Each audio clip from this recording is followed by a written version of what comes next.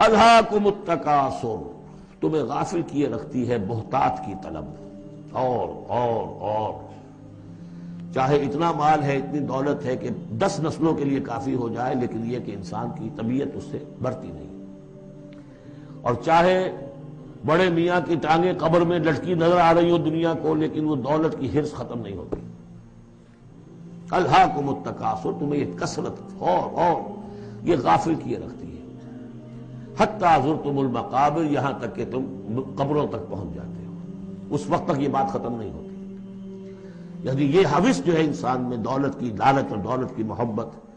اس کو بھرتی ہے تو قبر کی مٹی سے وہ بھری جاتی ہے، کسی اور مقدار سے دنیا میں یہ حوث نہیں بھرتی۔ اور یہ سورہ حدید کی وہ آیت یاد کر لیجئے، اعلموا انما الحیات الدنیا لعب ولہو وزینۃ وتفاخر بینکم وتکاثر فی الاموال والاولاد، وہ آخری سٹیج ہے انسانی زندگی کی، اور یہ ختم موت تک ختم نہیں ہوتی۔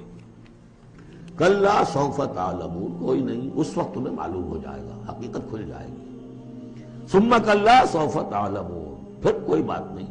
ابھی تم رہو اس غفلت میں، اس بدہوشی میں رہو، کوئی بات نہیں۔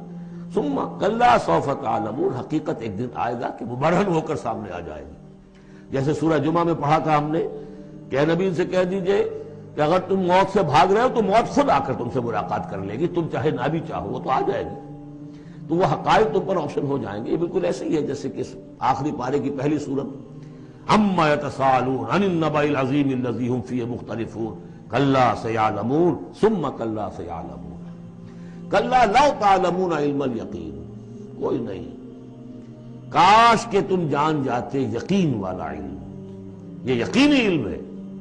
کاش کہ ہو جاتا۔ اب اس پر جو ہے ہمارے بعض حکماء نے علم الیقین، عین الیقین اور حق الیقین کے 3 درجے قائم کیے۔ علم الیقین، آپ نے کہیں دیکھا دھواں ہے، آپ نے کہا آگ لگی ہے، حالانکہ آپ نے آگ دیکھی نہیں ہے،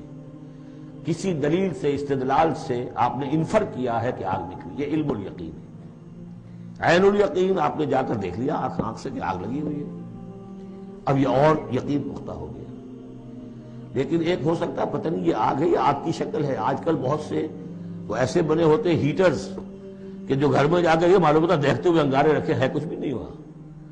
تو اصل میں تو لائٹ کہیں اور، وہ جو حرارت آ رہی ہے وہ تاروں میں سے آ رہی ہے، وہ دہتے انگارے جو نظر آ رہے ہیں وہ ہرگز ہے ہی نہیں، آگ ہے ہی نہیں، آگ کی شکل ہے۔